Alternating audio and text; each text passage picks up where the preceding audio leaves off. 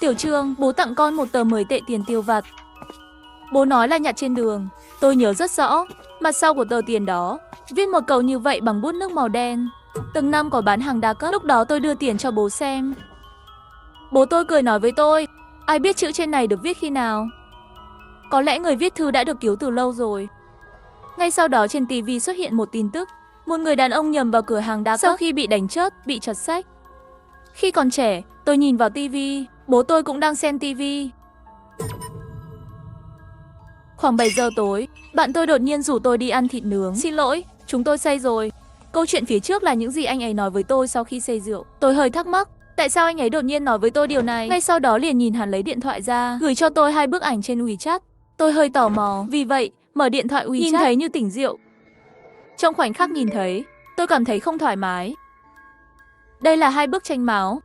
Các cạnh của hình có hình răng cưa rõ ràng, chắc là giấy cổ. Thành phần của 2 bức tranh rất giống nhau. Những gì được thể hiện cũng cùng một nội dung. Đây là cái đầu tiên. Con số được vẽ trên bức tranh mở thứ hai là 1531. Liên tưởng đầu tiên tôi là ngày tháng, nhưng bây giờ không thể chắc chắn ngày này chỉ những gì. Hình bên dưới mẫu là 2 hình nhỏ và một hộp. Vì vậy, điều đáng chú ý là những con số trong hộp. Ngay cả đứa trẻ 3 tuổi cũng biết rằng 3 con số này đại diện cho cái gì. Tôi đã nghĩ về nó một lúc, luôn không thể kết nối manh mối. Vì vậy cau mày hỏi bạn tôi, 2 bức tranh này đâu ra vậy? Bạn ơi, cái này đều từ trạm phế liệu. Hôm nay bố anh ấy có một chiếc xe bóng đèn LED. 2 bức tranh này được tháo ra từ bóng đèn. Anh ấy phát hiện ra mình đã bỏ lỡ tờ 10 đô la. Nó là tín hiệu cầu cứu của một người lạ. Vì vậy, vội vàng để tôi nghiên cứu, bởi vì tôi đã giúp ông Can một thời gian trước. Khả năng này vẫn đáng tin cậy. Tôi xem rồi. Có hình ảnh của bóng đèn không? Bạn tôi gật đầu, gửi ảnh bóng đèn cũng đến đây. Hình vuông nhỏ màu vàng là đèn. Những hình này, nó được tìm thấy trong khu vực phía sau bảng. Nó được tháo ra từ 2 bóng đèn giống nhau. Tôi tiếp tục nghiên cứu bóng đèn, rất nhanh lại phát hiện một nơi kỳ lạ. 2 dây màu đỏ kia không có trên dây hàn, là trạng thái bị ngắt kết nối. Vì vậy, tôi chỉ vào 2 sợi dây, hỏi, dây đỏ ở đây. Bạn đã phá vỡ nó? Bạn tôi lắc đầu không. Không, khi tôi tháo bóng đèn ra, nó đã bị gãy rồi. Cả 2 bóng đèn đều giống nhau. Để anh ta giải thích, tôi cau mày.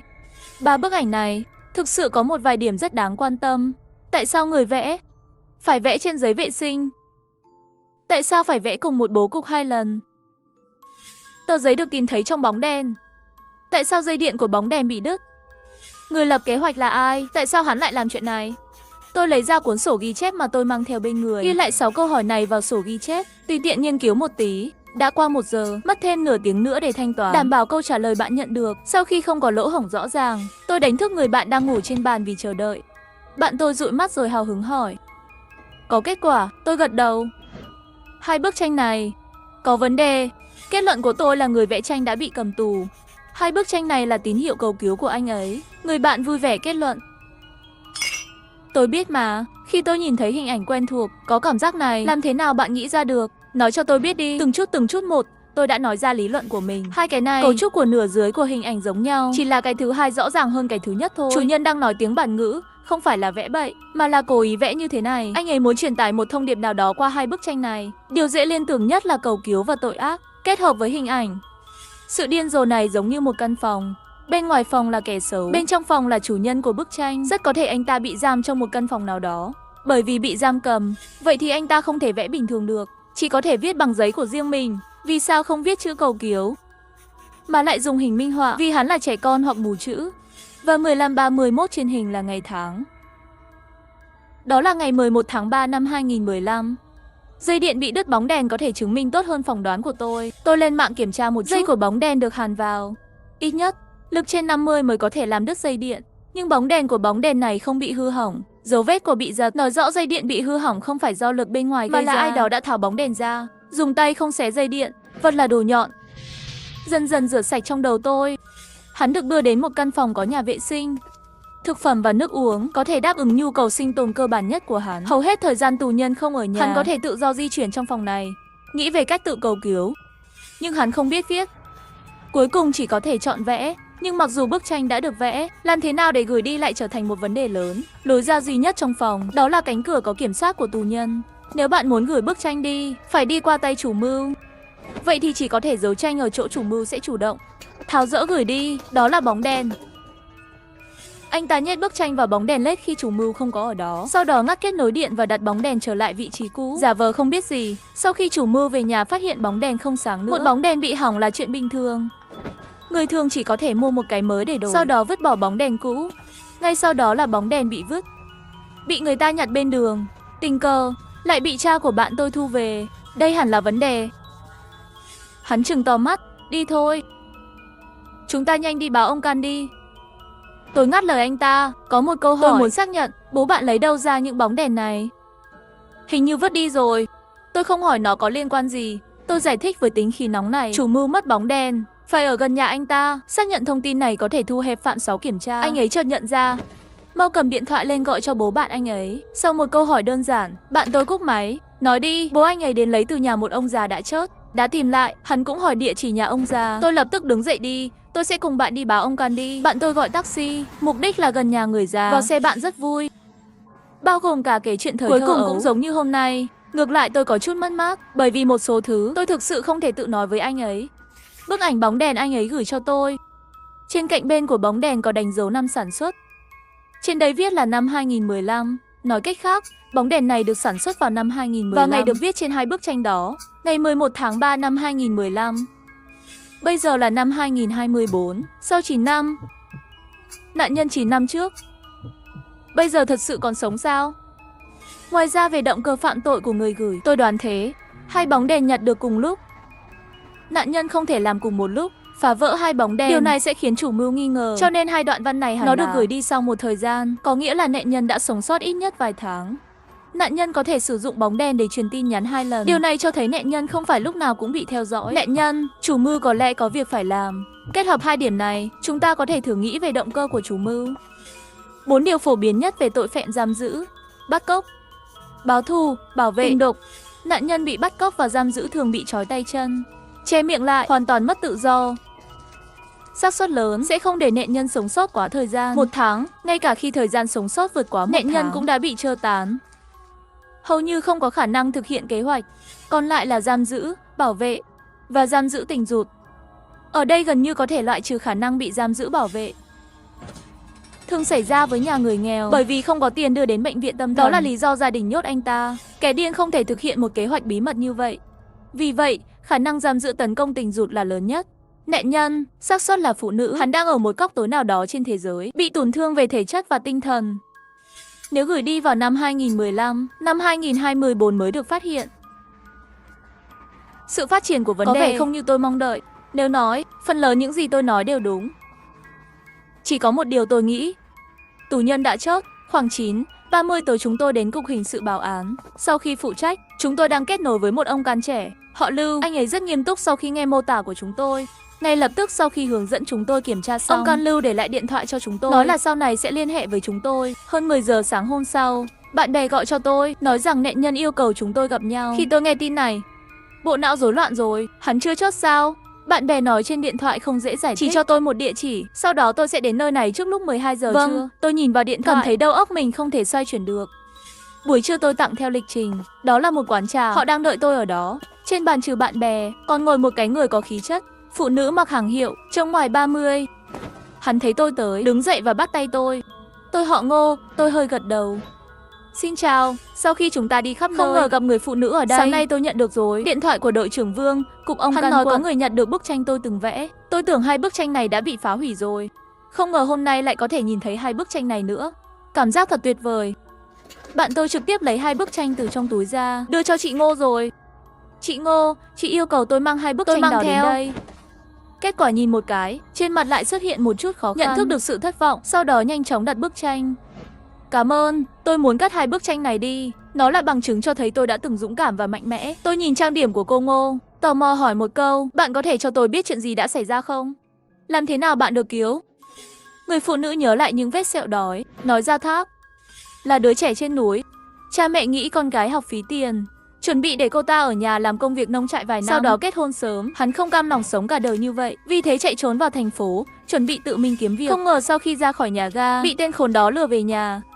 Những con số trên bóng đèn là nhật ký bị bắt cóc của cô ta. Tù nhân nhốt cô ta xuống tầng hầm. Mãi đến tháng 5 năm 2017 cô ta mới được giải cứu. Nhưng trong thời gian này, cô ấy đã sử dụng bóng đèn để giấu giấy, gửi tổng cộng 4 tin. 3 bóng đầu tiên vô ích, Sau khi biết bức tranh thứ tư bị phát hiện, tôi đã gọi ông Can mới cứu cô ta ra. Tôi tiếp tục hỏi cô ta, tôi có thể xem bức tranh đã giải cứu cô. Cô Ngô gật đầu, cầm điện thoại di động lật ra bức ảnh của bức tranh đó. Thành phần của bức tranh này giống như hai bức đầu tiên, chất liệu giống như nhau. Điểm khác biệt duy nhất là con số trên không phải là 1531, mà là 1647. Tôi không muốn tò mò hỏi cô Ngô, tại sao các con số trên không giống nhau? Cô Ngô đột nhiên sắc mặt không oán giận, xin lỗi, tôi không muốn nói về chuyện này. Tôi tự nhiên không hỏi tiếp nữa, thay vào đó là một vài lời trao đổi. Bây giờ bạn đang làm tốt. Mặt phụ nữ thực sự giống như trộn lẫn. Thời gian bị giam cầm, thật sự rất đau khổ. Nó cũng khiến tôi nhận ra, mù chữ là một điều rất đáng sợ. Sau đó tôi bắt đầu học, làm việc chăm chỉ. Như bạn thấy đấy, giờ tôi ổn rồi. Bạn tôi đứng bên cạnh không nhịn được hỏi. Vâng, người đó đã bị kết án vài năm sau khi bị bắt. Bà Ngô im lặng một lúc, uống một ngụm trà rồi nói tù nhân không bị kết án bởi vì hắn đã chết. Tôi rớt rồi, tôi và bạn tôi đều ở trong thị trấn. Mắt cô Ngô dừng lại trên bàn, không nhanh không chậm giải thích vấn đề này cho chúng tôi. Hôm đó tòa nhân ở nhà, ông Can đã đến. Hắn dường như đã phát hiện ra ông Can, thế là anh ta cầm dao súng tầng hầm tìm tôi. Hắn có thể đang cố bắt tôi làm con tin để thương lượng với ông Can. Tôi đã sợ hãi, tưởng hắn cũng muốn giết tôi. Tôi không biết mình bị sao nữa. Đột nhiên một sóng bùng nổ, lấy con dao khỏi tay hắn, rồi mất trí. Khi ông Can đột nhập, tôi đã đâm hắn 10 mấy nhát rồi. Cô Ngô càng nói giọng điệu càng nặng, lắc tay, tay nắm chặt cái bàn, trong ánh mắt một loại hung ác dã tính. Tôi nuốt nước miếng, mất mát. Bạn bè cũng bắt đầu kết bạn. Tôi đã xem vòng kết nối bạn bè. Bạn đang chuẩn bị cho chứng chỉ kế toán cuối cùng phải không? Bạn nhất định sẽ thành công. Cô Ngô lúc này mới trở lại bình thường. Cảm ơn cô Ngô. Tôi có một câu hỏi. Các bạn tìm thấy hai bức tranh này ở đâu? Bạn bè nói lại lần nữa. Cô Ngô cầu xin bạn tôi, nếu tìm thấy bức tranh thứ ba, nhất định phải liên lạc với cô ta. Hắn cũng muốn cất giữ. Bạn tôi vỗ ngực đảm bảo. Trong cuộc trò chuyện sau, cô Ngô đã nhận được nhiều cuộc gọi, cho nên cơm còn chưa ăn. Cô Ngô về sớm, còn thanh toán hóa đơn. Còn lại hai chúng ta ngồi tại chỗ cảm khái. Lúc rời đi tôi chủ động một câu với bạn tôi. Khi bạn tìm thấy bức tranh cuối cùng, nhớ gửi cho tôi xem nhé. Bạn tôi mặt phấn khích nếu may mắn hôm nay có thể tìm được. Bố nó kéo nó lại, đèn led còn hàng chục cái chưa tháo xong. Bức tranh cuối cùng rất có thể ở bên trong. Vì vậy, tôi kéo bạn tôi trở lobby cố gắng tìm lá bài cuối cùng ra. Chúng tôi mất 10 mấy phút, tháo đèn của tất cả các bóng ra. Cuối cùng cũng rút được lá bài cuối cùng. Bức tranh này có chút khác biệt so với 3 bức trước. Trong phòng giam đó, người thứ ba xuất hiện. Hai chúng tôi nhìn chằm chằm vào bức tranh này. Tôi lấy điện thoại ra, gọi cho ông Can Lưu, muốn xác nhận với anh ta hiện trường có người thứ ba không. Những gì nhận được là câu trả lời tiêu cực. Theo lời ông Can Lưu, hiện trường không có người thứ ba, và cô Ngô cũng không đề cập đến sự tồn tại của người thứ ba. Cô Ngô bị bắt cóc vào ngày 11/3/15. Ngay trên đây là ngày mồng 7 tháng 4 năm 16. 13 tháng. Trong đầu tôi đột nhiên nảy ra một ý tưởng táo bạo. Cô Ngô có thể bị ép chết trong thời gian bị giam giữ. Bạn tôi nghe xong câu này ngạc nhiên không nói nên lời. Lấy cục máu đông trên bàn, nhìn vào hình ảnh và xem ngày tháng. Đầu óc nổ tung. Lời này không thể nói lung tung. Sau khi cô Ngô được cứu, không nói với ông Can và tòa án sự tồn tại của người thứ ba, nhưng có một người thứ ba trong bức tranh này. Nghĩa là cô Ngô không muốn ai biết chuyện này. Vậy chắc là bị ép buộc. Vì một số lý do đặc biệt, thay vào đó là rớt người thứ ba. Khi được cứu, cô ấy không muốn ai biết, cho nên mới chưa từng nhắc đến chuyện này.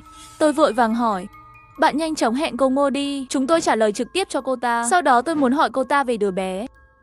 Cùng ngày, chúng tôi lại hẹn cô Ngô ra ngoài. Vốn tưởng cô Ngô bận rộn như vậy không tốt lắm, nhưng khi cô ấy biết rằng bức tranh cuối cùng đã được tìm thấy, cô ấy nhanh chóng đồng ý. Chúng ta ngồi xuống đi. Hơn 12 giờ, bạn tôi đi vệ sinh. Đúng lúc này, cô Ngô đến đúng giờ. Hắn đang vội, bước vào phòng. Xin lỗi, tôi quá bận. Bức tranh đó đâu? Tôi lấy rồi đi, cô muốn ăn gì thì cứ gọi. Chi tiêu hôm nay đều là tôi sẽ thanh toán. Tôi thấy cô Ngô vội như vậy, cũng không có giấu giếm. Cô Ngô, tại sao lại có người thứ ba trong bức tranh này? Bạn đã phá tê khi bạn bị giam giữ.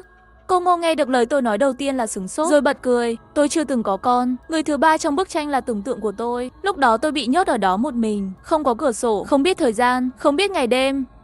Hai bức tranh gửi đi vẫn không có tin tức gì. Tinh thần của tôi lúc đó gần như suy sụp, và rồi tôi bị bệnh tâm thần phân liệt. Tôi cứ tưởng tượng có ai đó ở bên cạnh mình. Người thứ ba trong bức tranh này là do tôi tưởng tượng ra. Tôi há mồm, hoàn toàn không nghĩ tới còn có khả năng này. Vậy tại sao bức thứ tư lại biến thành hai người? Người phụ nữ của tôi giải thích, bởi vì tôi nhận ra trốn tránh không giải quyết được vấn đề. Nếu không cố gắng, cả đời này sẽ sống trong địa ngục. Cách cô ấy nói năng đầy nắng và mạnh mẽ, rất đáng ngưỡng mộ. Tôi sẽ chuyển lời cho cô Ngô. Xấu hổ. Cô Ngô tiếp lời, nói một câu ăn ngon, xong quay người đi rồi, để tôi một mình trong phòng riêng. Tôi đã ở vị trí rất lâu rồi. Bạn bè cuối cùng đã trở lại. Tôi nói với anh ta là cô Ngô đã đến và mang giấy đi. Nhưng bạn tôi hình như có gì đó trong lòng. Mấy giây mới từ từ nói với tôi. Tôi vừa nhìn thấy cô Ngô nằm bên kia bồn rửa và xẻ giấy. Tôi ngạc nhiên. Cô Ngô rõ ràng muốn 3 bức tranh này đến vậy. Nhưng tại sao cô ta lại đốt nó sau khi nhận được? Chẳng lẽ cô ta thực sự ghét giấy này? Hay là cô ta ghét trải nghiệm đó? Chúng tôi không suy nghĩ rõ ràng, lại không dám hỏi sau khi về đến nhà. Tôi nằm trên giường và xé toạc điều kỳ lạ. Ban đầu, con số để lại trên tranh của cô ấy luôn là 1531. Phép màu gì? Để cô ta biến số thành 1647. Cô ấy sẵn sàng nói về mọi thứ khác, chỉ im lặng về nhật ký. Ồ, tôi chắc chắn. Lần đầu tiên chúng tôi gặp cô Ngô. Cô Ngô của thật cũng đã nói một câu, muốn rớt chính tôi quá. Cô ấy đã nói rồi. Còn rớt ai nữa? Ngoại trừ người thứ 3 trong bức tranh, sẽ có người khác lựa chọn. Tôi xếp hạng 3 bức tranh đó theo thứ tự, cố gắng tìm ra điều gì đó. Một cái gì đó đi ra. Bức tranh thứ 3 tôi nhìn chằm chằm về người thứ 3 trong tranh vẽ thứ 3. Một ý nghĩ táo bạo lại hiện lên trong đầu.